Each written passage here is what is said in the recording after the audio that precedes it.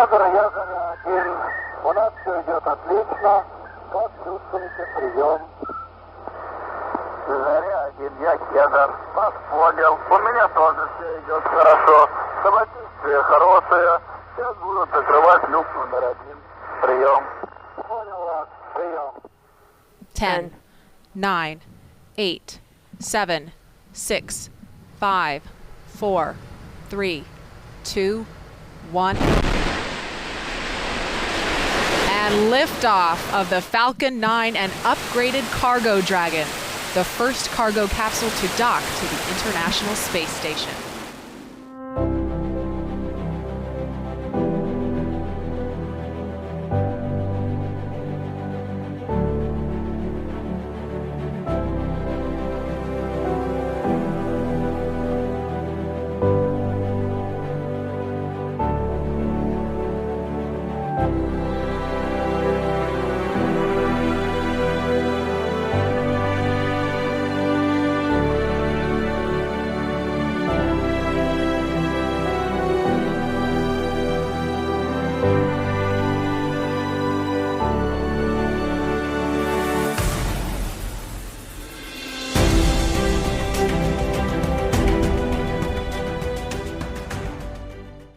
Flying saucers, extraterrestrials, monsters from outer space. The government has been telling us for years that they're not real. They're weather balloons, or swamp gas, or reflections from the sun, or the ravings of lunatics.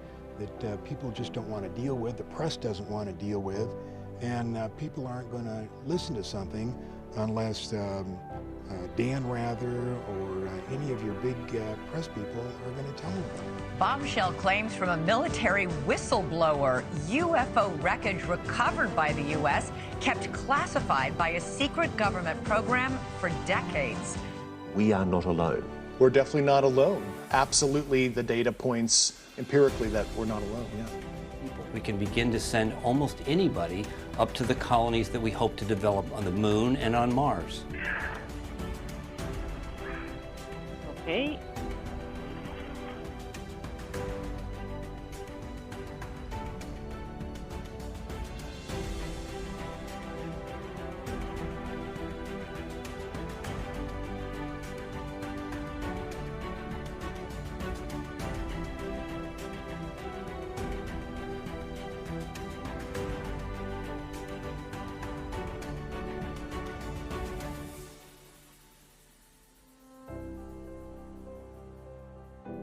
It's like key from Soyuz or another Russian hatches, but it's a like official key of ISS.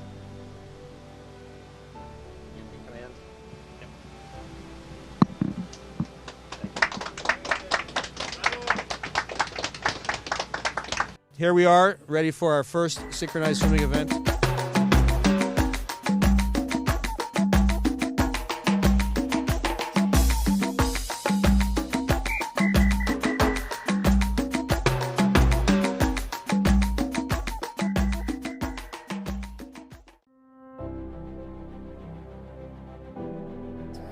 7 years ago, I was just an ordinary PR manager and journalist who was dreaming about space future. And now, after 7 years, I'm a test subject and a mission specialist in many amazing projects. I'm already engineer, I'm a rescuer and ambassador of charity space projects. And it's only the beginning and it's not the final chord. So if you're still hesitant of changing your life, don't be, because we live once and we need to follow our dreams. Because if you follow your dream, the world around us will be much better.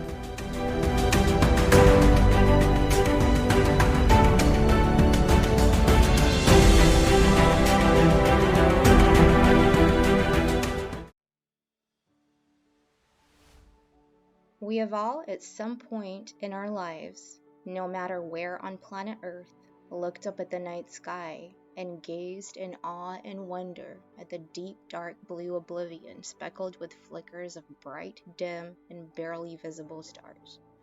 The mere idea of space terrifies some, excites others, pushes human physiological boundaries, technological advances, and writes history books in real time. But what is space to each and every one of us living on Earth? Not everyone gets to go there or will in our lifetime alone. And what does space mean to humankind or to you individually? Does it make you dream bigger? Does it humble you? Does it wake up a sense of exploration, perhaps? When Yuri Alexeyevich Gagarin, a Soviet pilot and cosmonaut, made the first ever manned flight to space on April 12, 1961, a new chapter was written in humanity's universal history book.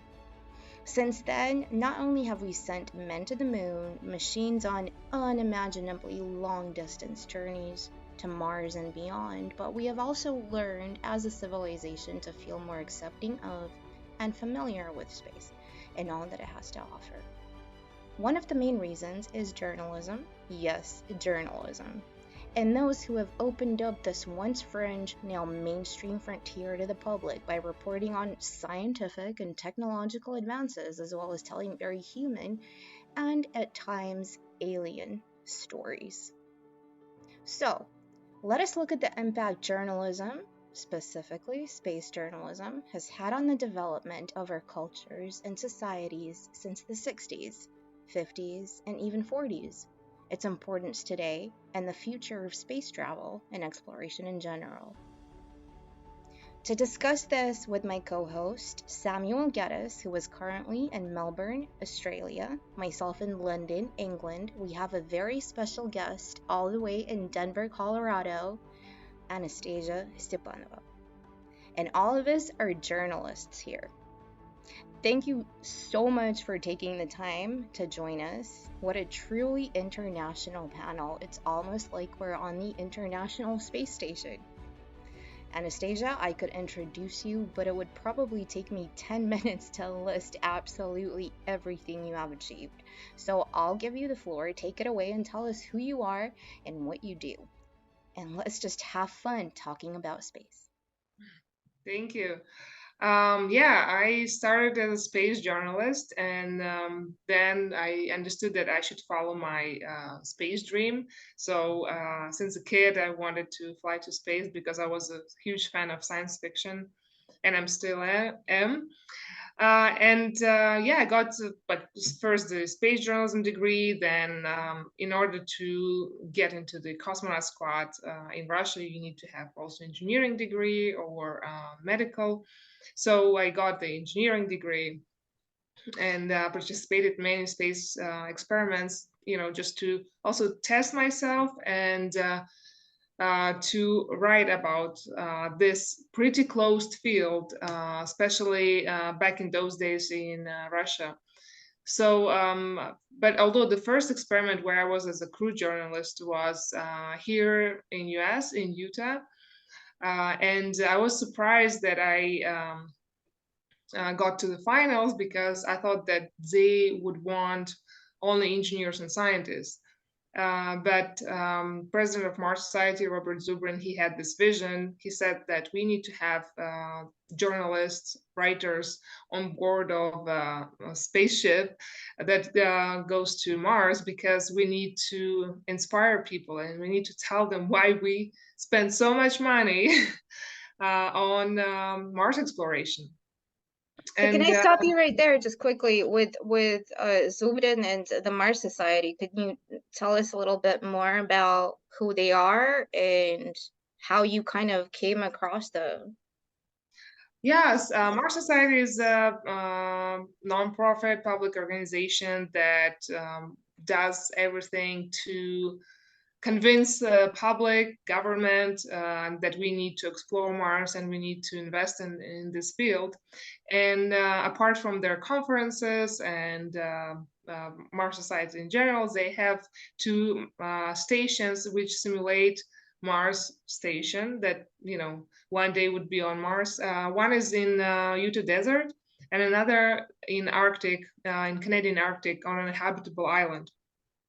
And their crews come usually like, especially to Utah for 2 weeks, simulating that they're living on Mars, walking outside in a spacesuits, doing different experiments and projects. And I met Robert by accident, actually, in Moscow in 2013 at the Space Museum. I was helping with translation. And we became friends with him and his wife. And then he said, hey, we are actually now looking for candidates for long mission on MDRS, which is Mars Desert Research Station in Utah, and then also in Arctic. And I was like, wow, I really want to do this, but no one would want me because I'm not engineer or scientist. So, and he said, you're wrong. Apply, do your best, and we will see. And so it ended up great. And this goes back to Moscow State University, where we both met, and we applied there to go in to be a journalist, right? So we're all journalists. Sam, you're a journalist. Anastasia's a journalist at the end of the day. So we went to Moscow State University, and I remember the first time I met you, you thought I was Georgian. Really? No, I don't remember that. But it was so funny because we were so lost in this, because we both grew up kind of like, overseas, and then we are put into this place which is very rigid. You have to do a lot of studying. This is not like, the Western universities where you party 3 days a week and then you do your essay the day before. You need to really study, and really 5 days a week you go there, and then you have seminars after, from your 9 o'clock to your 5 p.m. From your 5 p.m. you have seminars that you can do with people or subjects that you enjoy. And one of the subjects, and I have no idea, you need to give me the recollection, because I don't know how you and I ended up doing space journalism. Yeah, I was walking through the board with different notes, and I just saw that the space journalism school is open. And I was like, what? And there was like, hey, and the professor is cosmonaut. I was like, what? Real cosmonaut? I never saw, any cosmonauts in person. And that's why I was like, yeah, I'm going. Yeah, and I remember I was like, because I think that's why we became friends, is we both liked space, and I was like, I'm gonna go too. And it was, in the beginning, it was like 4 of us, and by the end, it was just the 2 of us. It was literally, because it was 7, 8, 9 p.m. And one of the reasons was like, okay, what is space journalism? Even to me at that time, I felt like I just want to learn more about space. So I'm thinking this is some kind of, cosmonaut that's going to give me information about space. And this is exactly what it was. But also, the person who was giving these lectures is not just some lecturer. He is an actual real life cosmonaut, which you don't get to meet very often these days. So let's talk a little bit more about him. His name is Yuri Baturin, and he's been in space, I think, twice, right? So he's been on 2 missions. On the first mission, which was in the what was it, 1998? I think so, yeah. Yeah, 1998. He was on a Soyuz mission, and he wasn't mission command. He was like a mission research, like engineer, basically. And then he went back to space in 2001 on another Soyuz mission, and it was one of the first missions in the history of humankind where they had a real paying space tourist. Yeah, Dennis Tita. And he's basically, back in the day, he's like the Elon Musk, the Jeff Bezos, the Richard Branson of back in the 2000s. and he had the opportunity to go into space and pay for it, and our tutor was on the same mission with him. So that was a big, like, even talking about it gives me goosebumps. It's like, you know, being part of something, being part of history. So you wrote your diploma based on that because you were so invested. And you and I were on the other, so we were in a seminar too, which was psychology of communication, which I went with my diploma doing that, and you went with space journalism. And so we were always kind of like doing the same thing. But I remember a lot of people not being interested in either. Yeah, it's funny that remember when we came first time to the seminar, there were only girls, and I was surprised. I was like, where are all the guys? I thought guys like space. And, and then not many people continued to actually, you know, go there. So we went there for all 4 years, yeah, it just really so. I think space, how he explained this to us. So we had the first lesson or class, and he started with questions. He's like, who did launch the first Sputnik? And he was just checking what we know. Who was the first cosmonaut or human who went to space? Which year? That and that. And we were really not good at that. No, we were. No. And he's like, okay, it's good to know. So now I know with, you know, what kind of material I should work. And so he started just basically telling us about the history of space. And from then we moved towards publications. So he said, every week, find me any publication about space. Bring it here and we will analyze it and, you know, talk about it. You published your diploma, you got your degree, I got my degree, and then you went into something that has nothing to do with your actual passion. It went into doing like a 9 to 5 job in journalism, which has nothing to do with space. Yeah, just in PR, because I couldn't find a job, like a good job that would, you know, also you get a at least like decent salary, not like I don't know, back in those days, yeah, it was hard. So I think after a year when I was looking for a job, I finally like, okay, I will try to do PR. And still it was connected with technology, so it wasn't like you know, in fashion or something really opposite from kind of space.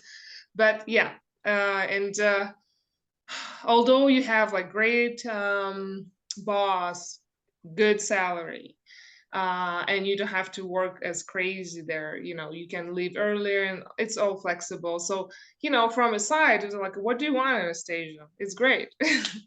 But I was feeling that I don't live my life, that it's not my life, and that I'm not really happy what I'm doing, and that I don't know, because since I was growing up reading the science fiction books where they talk about, you know, a better world, better society, and civilization, future civilization, when people are doing really useful work and they're, you know, contributing to the space, to the world in general.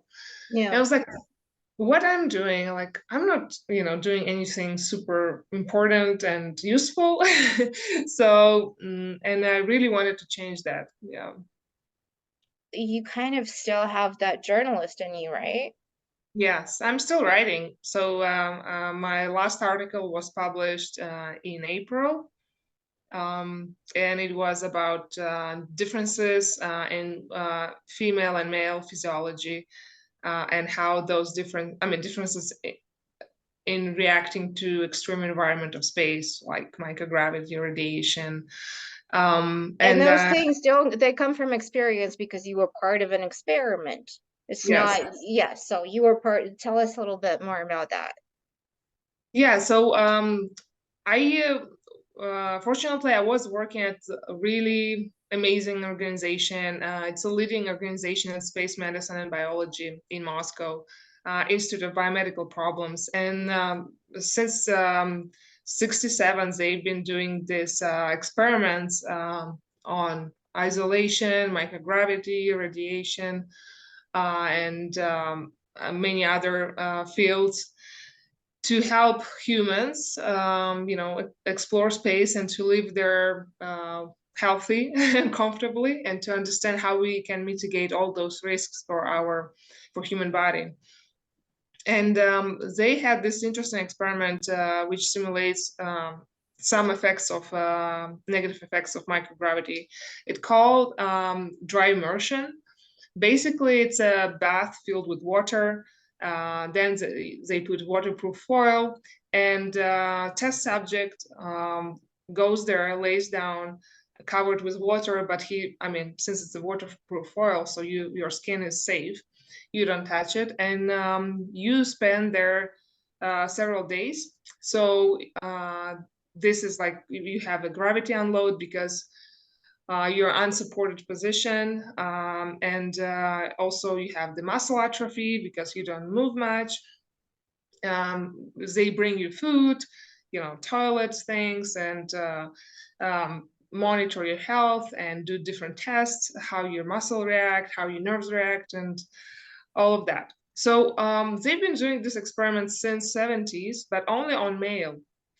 And when I was there, I was like, hey, how come again it's 2020 and you're doing it again with only all male? Like what? Women are not flying to space, or you know everything about them. And so we, together with other employees of IBMP, other scientists, girls, we finally, convinced that it should be all female test subject experiment on in dry immersion. And yeah, in 2020 we had the 3-day dry immersion. It's not much, but it's the worst 3 days because usually your body experience this transformation or adjustment to the new environment in the 3 days. Psychologically, I'm sorry to interrupt you, but psychologically, it must have been really hard at the same time, very rewarding that you were one of the first, but still, and this is what I'm going to come to, because you said that you wrote articles about it, right? So Yeah. everything boils down to at your core, your first degree is in journalism, your second degree is in engineering. You're doing engineering work, right? So you're doing things that are scientific, but your very first initial kind of call was to be able to document things, but from a human perspective. And this is one of the things I do want to discuss is there is no such thing, and I'm going to skip all over what we wanted to talk about before, but I'm going to go to Challenger and the US shuttle program and one of the worst disasters in space history. And so one of the things that I discovered today researching it is that NASA actually had a space journalism project where they were going to take journalists into space.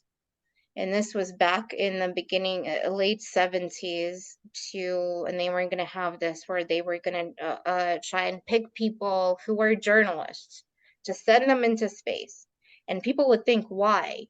Why do you want to, you need scientists, mathematicians, whatever. So why do you need to have a journalist to go into space? One of the finalists of the space project was a journalist called Walter Cronkite. In his application essay to be one of the journalists to go into space, he basically said, I do not agree that the men and women who have gone into space are so inarticulate or so narrowly focused that they've been unable to communicate with us groundlings.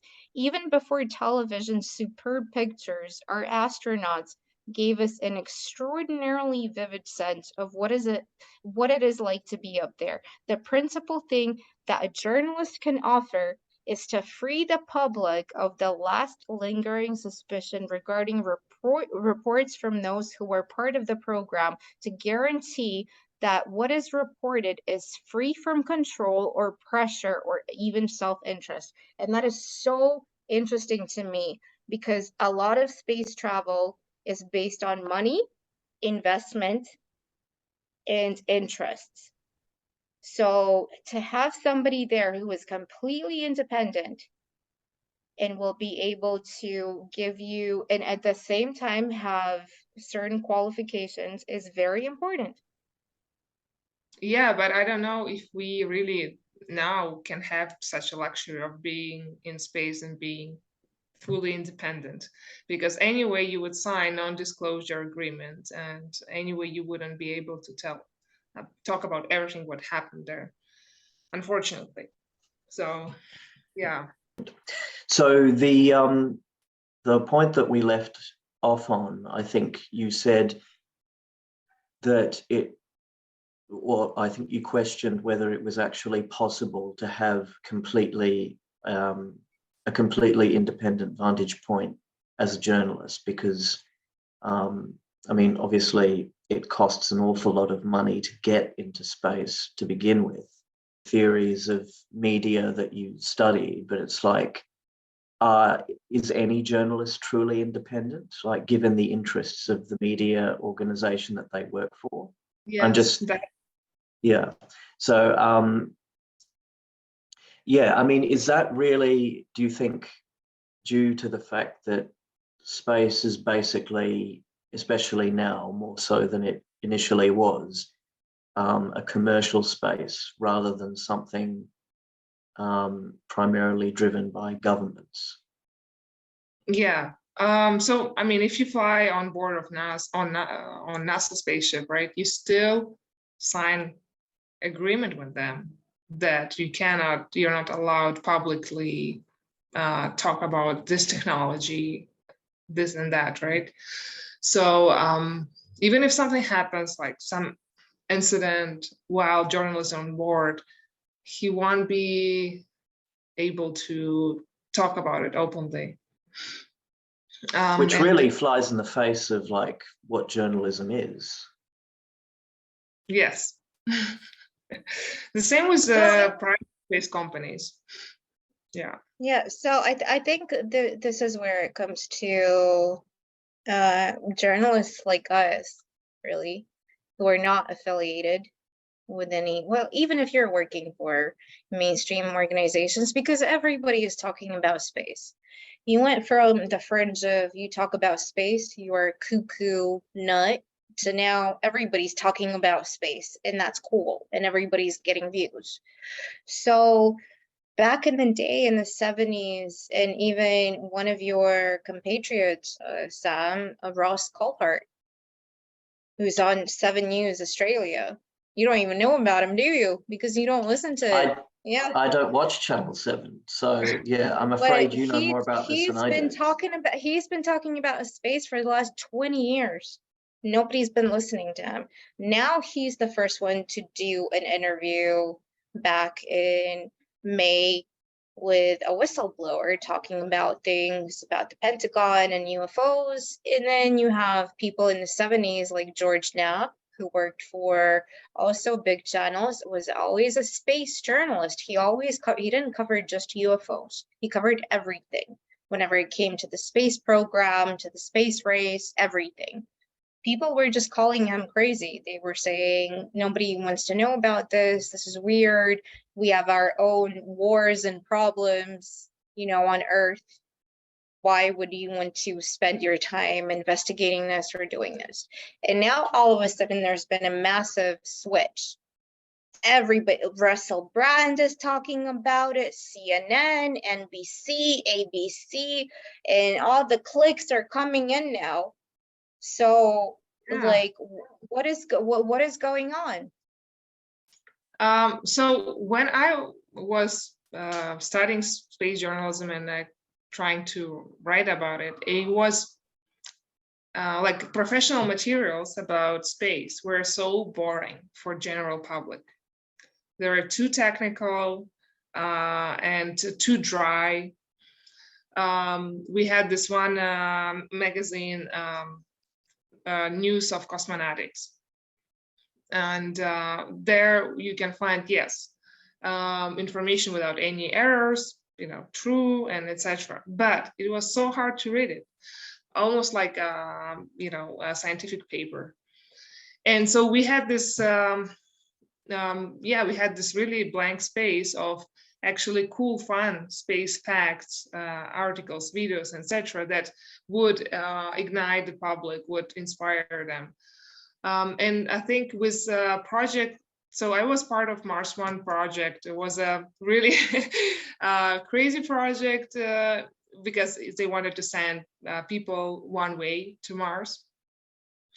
But although it's bankrupt now and they didn't get funding, still back in 2012, 2013, they really made they made it on everywhere on news about everyone was talking about Mars One, and people, it was crazy. I remember when people were asking me, "Oh, I thought that cosmonauts went to Mars." I was like, no one was on Mars. So people were so delusional about what's going on there. And I think this project also started this hype on Mars. Then Elon Musk came out with also his Mars plan, and that's how it started just to evolve and grow. And actually, I agree with you. I think with Elon Musk, it was a very big, because he's such a public, I mean, people compare him to Iron Man, right? Like he's almost like a comic book character, and he has a lot of money, he's a billionaire, and he's also doing things which work. You have your Falcons that can go into space and come back down and land safely, even though they've had such, and I mean, it's almost like sci-fi.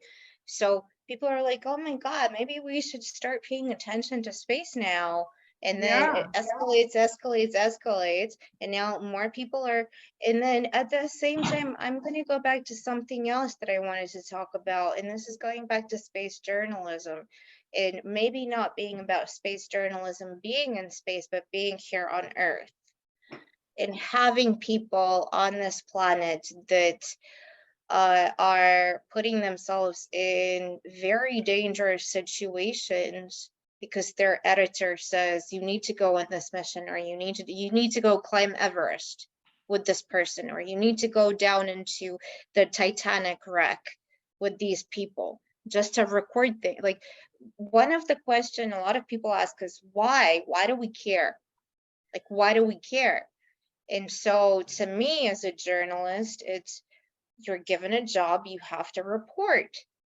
You're not reporting from, oh, I'm the explorer, I'm doing this. You're reporting to give humanity a new page in the, like I said in my intro, universal book, history book of humanity. Who else is going to report this? People have been doing this for ages. You've had monks sitting there and reporting history, page after page. You still have people like this today, either recording on video or through verbal or text.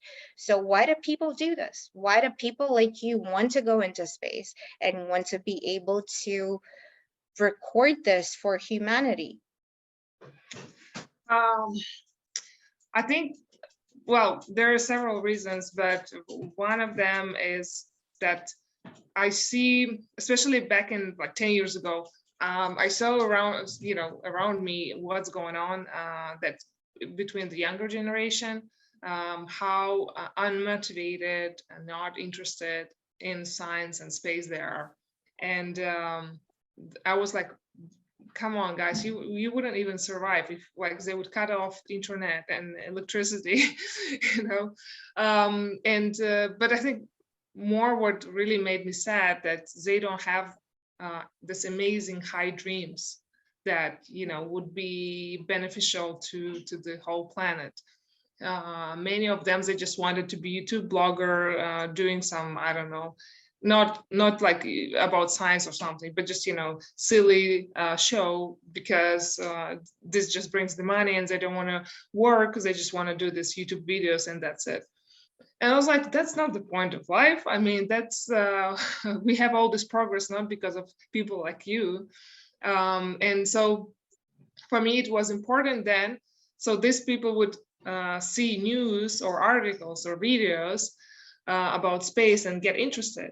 But if they read this dry, almost like, scholarly article publication about space, they wouldn't even read it. They would like start with one sentence and like, oh my God, no. So that was one of the points to just show to the public why we are doing this and why it's important for government, for taxpayers to spend the money on space exploration and what can it bring, and bring more smart people into this field. Yeah. So I was wanting to ask a question going back to discussing Mars, and in particular, as we mentioned, the growth of this media discourse that seems to be propelling us towards Mars. But I wonder if you think that might be an example of the media maybe pushing people in the wrong direction, because you might know where I'm going with this, but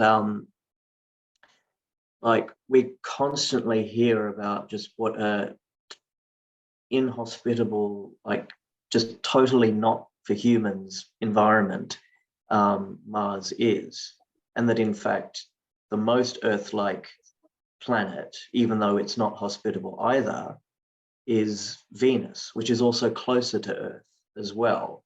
Mm-hmm. And I mean, yeah, I think if you spend, well, I can only speak for myself, having like listened to and watched a lot of material on this subject, like the people in the know seem to be a lot more positive about the prospects of going to and eventually colonizing Venus. I wonder if you agree with that.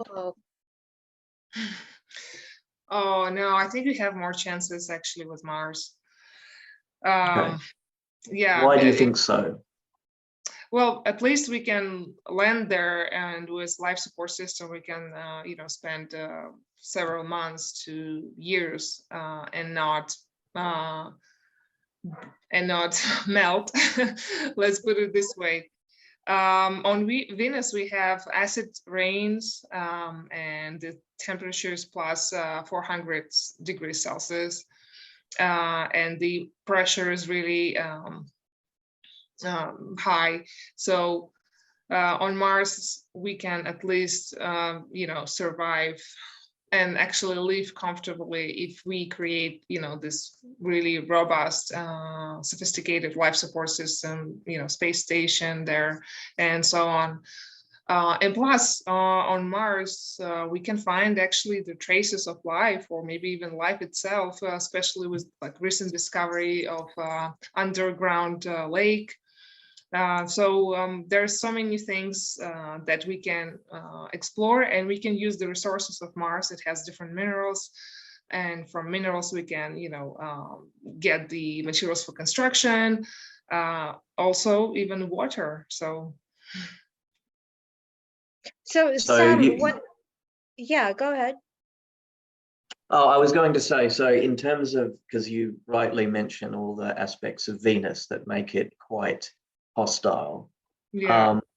But the people that I've listened to who seem to be really seriously considering it are advocating the idea of basically like creating cloud cities in the upper atmosphere, because at a certain altitude the pressure is basically like Earth. So we wouldn't be on the surface of Venus, we'd be up in the clouds, like in Star Wars, basically. But then how they would use all the resources of this planet and how they would explore the planet, because the lander that was on Venus, I think it survived several hours only. And I don't know, if we have like really high level of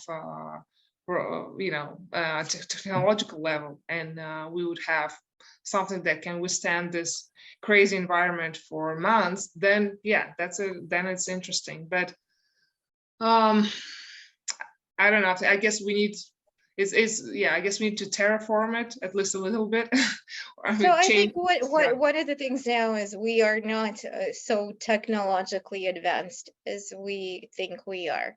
If you think about where we've come from the 50s to now 2023, it's a big spike, but still, there's But no mostly way in in hell. software. Yeah.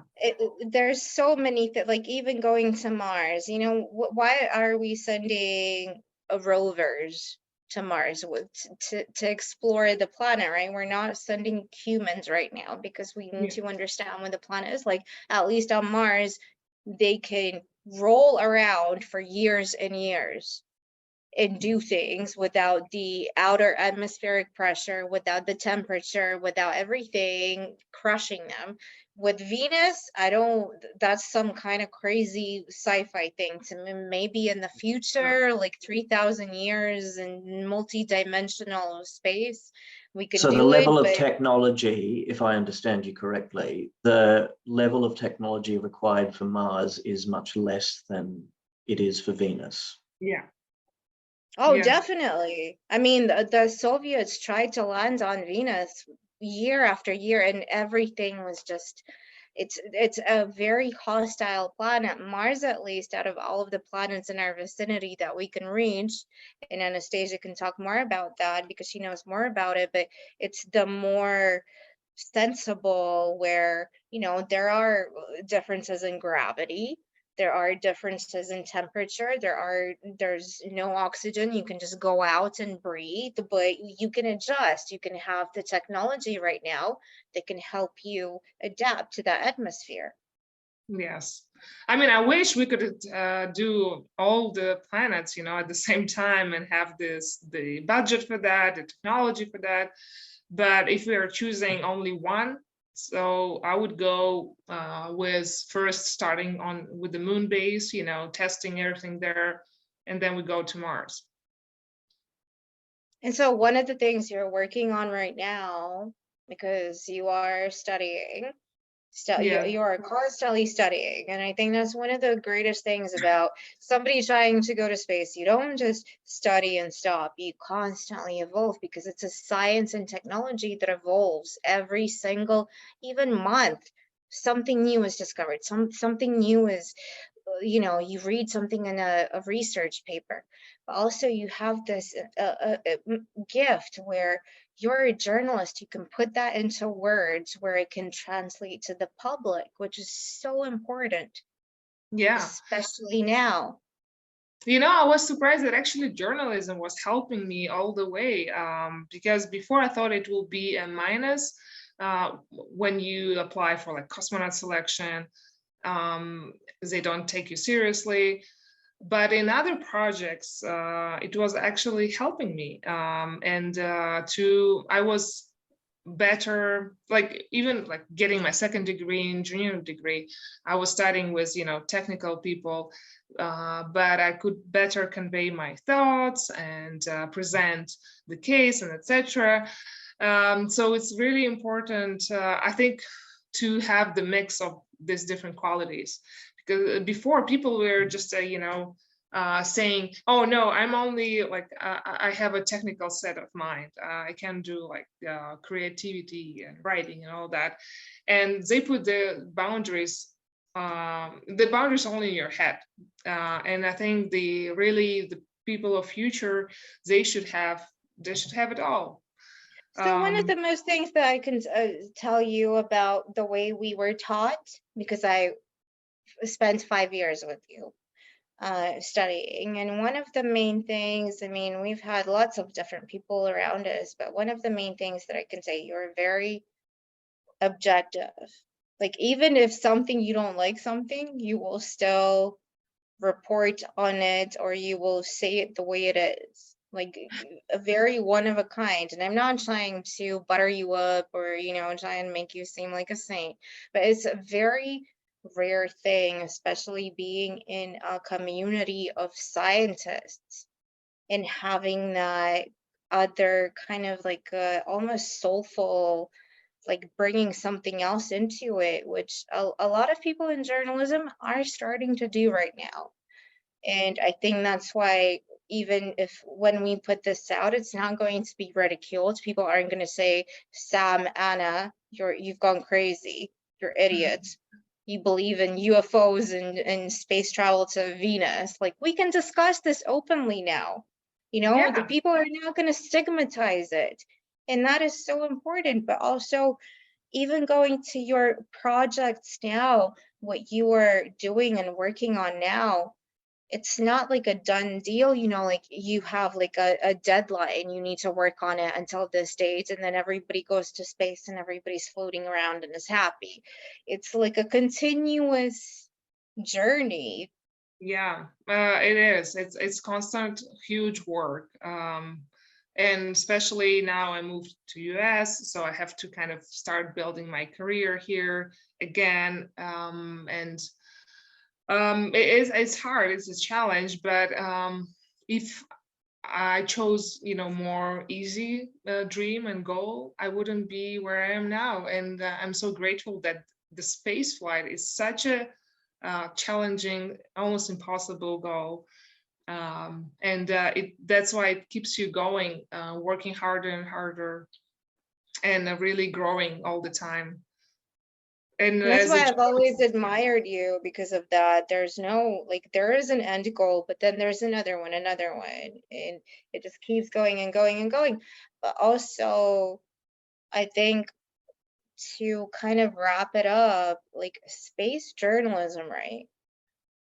We've established that it's something that is real, something that's been going on for years and years. But what is the future of it? What can you envision for it, for yourself, for other people like us? We're discussing it now. A lot of people might not want to, they might want to go on with their daily life, buying their fresh bread in the morning and not thinking about space. But do you think that it's changing slowly? Yeah, so as Sam was also asking before, how is space journalism different from any other journalism? I mean, in journalism in general, if you want to be really respected journalist in your field, you're diving into this field and you're staying there, and really you're becoming an expert. Like, business analytics, all this Wall Street Journal, etc. Many of those journalists, first they had the degree in finance or like experience, and started to write about that if they have a talent for writing. With space, it's the same as Baturin was teaching us to have the proper information to study all the technological, details and etc. when you write about something, and to double check, all the facts and data. But then so in order to write about it in a cool way, easy, and not in scientific language, you need to really understand that, right? So that's the hardest part. Because if you're just a general journalist, you're coming to, for example, Institute of Biomedical Problems and see the experiment is going on, they look at it on a surface, and they cannot really deeply understand what's going on, because you need to spend time, you need to get involved into that, or have an background, scientific background. So that's why it's a lot of investment in this matter, because journalism and space is quite opposite directions. And I think that's why it is really fascinating that we have so many now space journalists who are pretty professional and serious, and they don't make mistakes in their articles. But it's also important to inspire the ones who read it.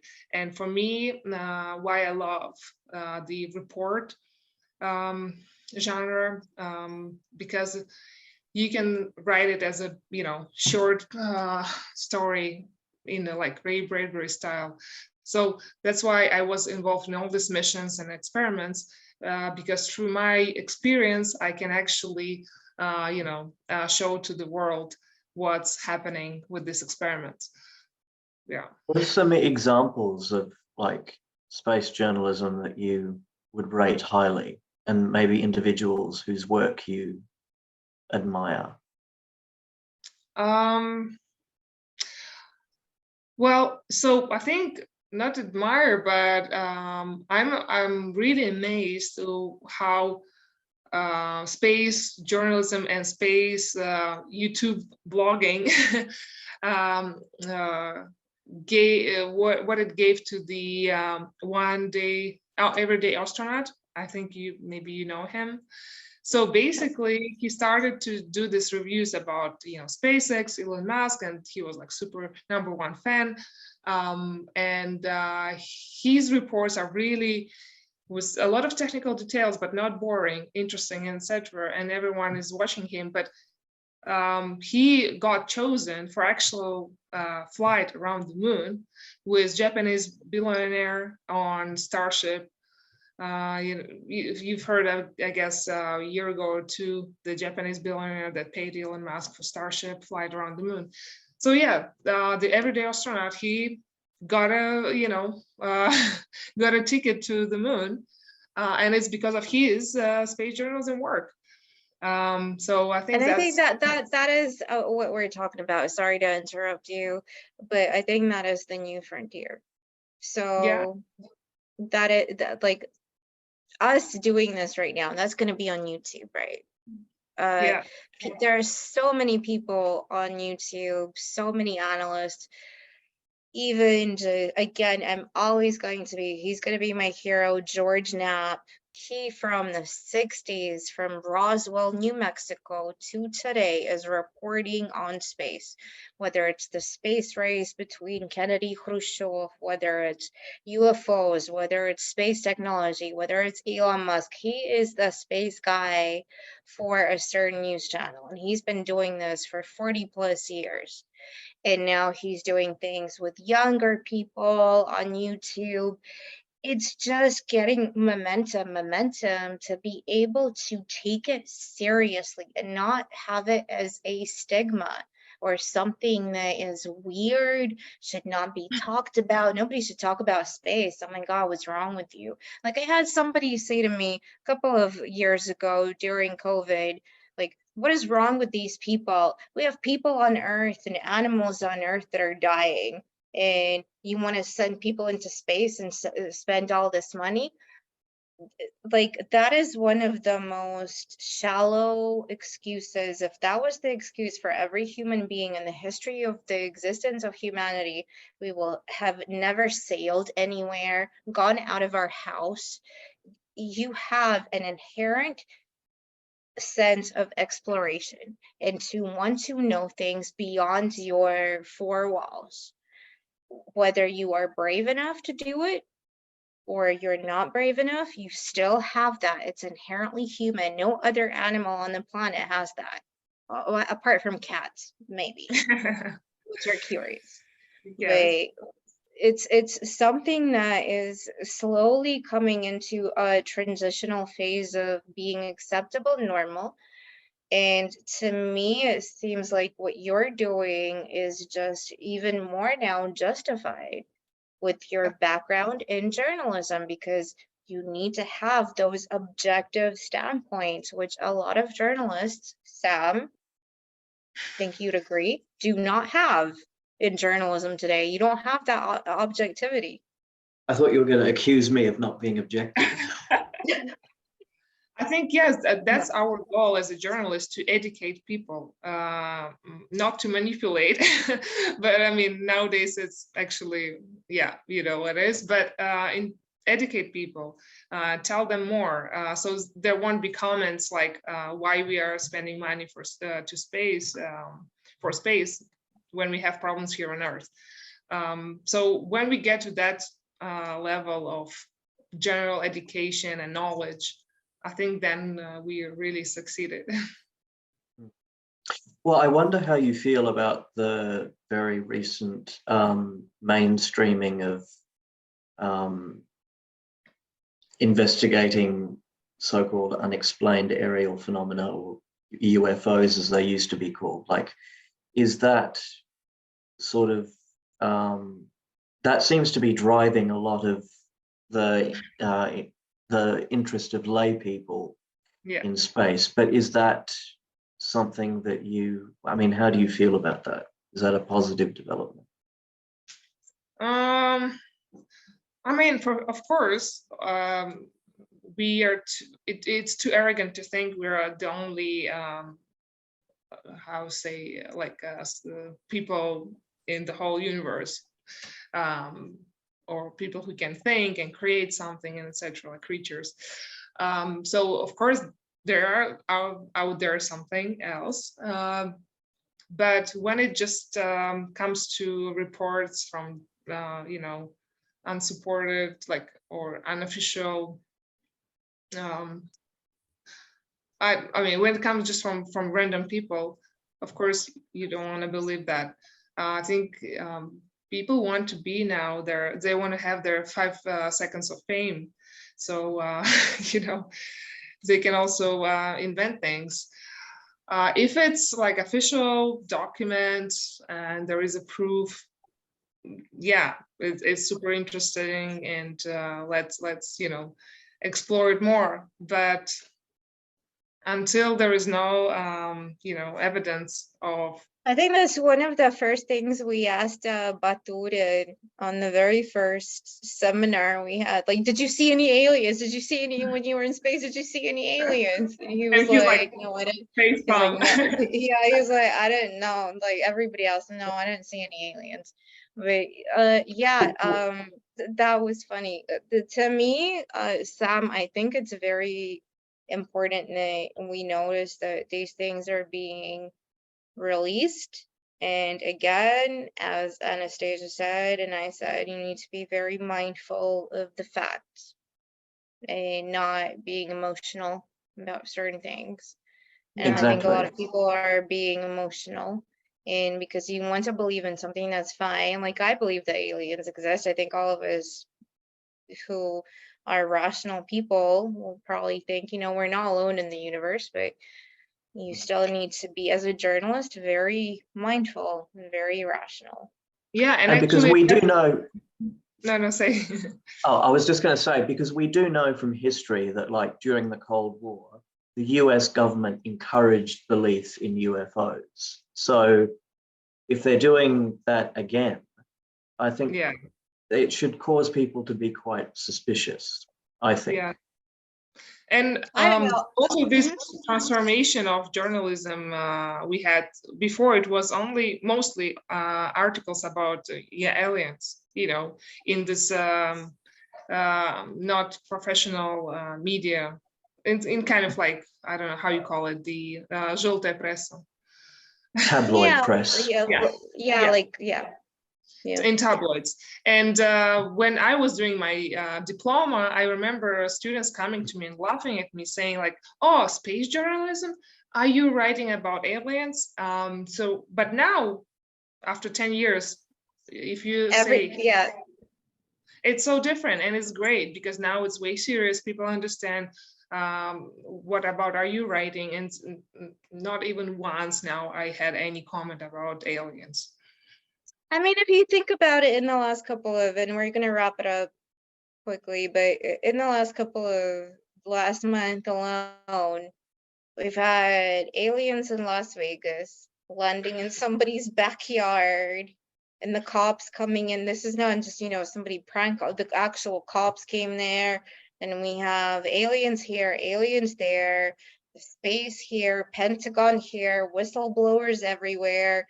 Everything is like space, space, space, or then it's something else about exploration. And it's like, what is going on? It's all about, like, the world is changing. Yeah, and it changes pretty fast, faster than before. I mean, the rate of the change. So yeah, I guess the news cycle is like, Yeah, you have to learn fast in this environment. For journalists, it's really hard work now because of the clickbait. Wow. At least we studied for 5 years. They don't study at all, so. Yep.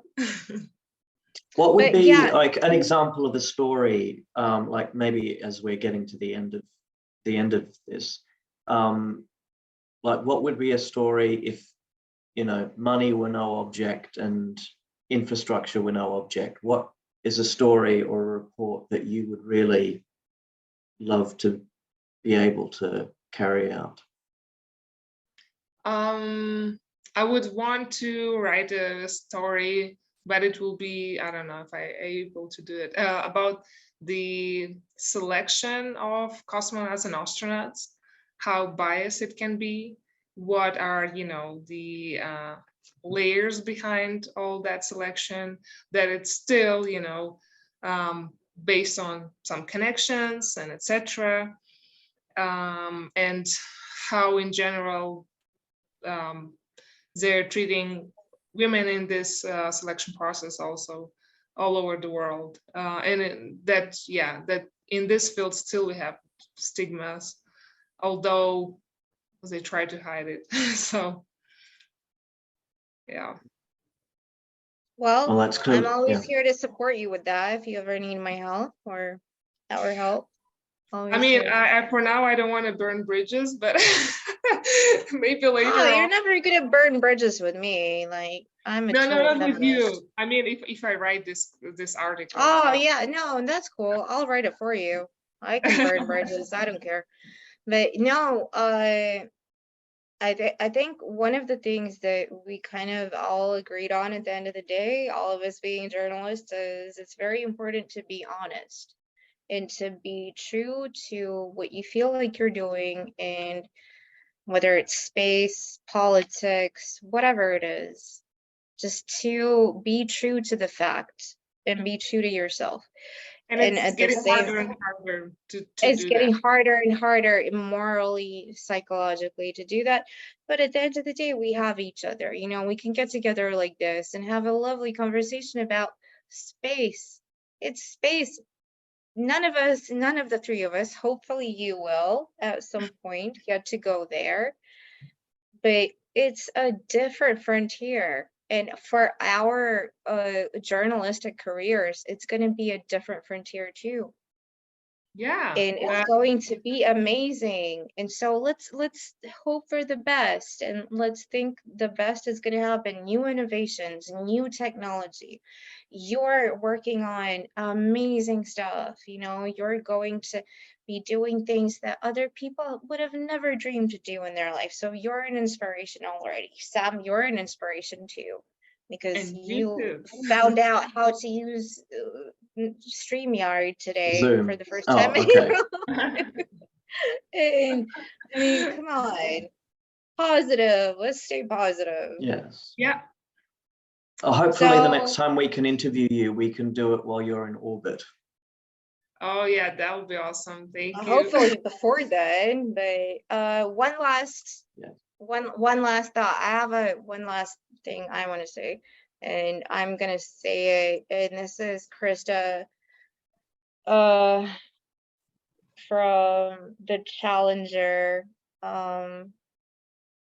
space mission, which unfortunately failed. But this is a quote from her, and she said, "Space is for everybody. It's not just for a few people in science or math, or for a select group of astronauts. That's our new frontier out there, and it's everybody's business to know about space."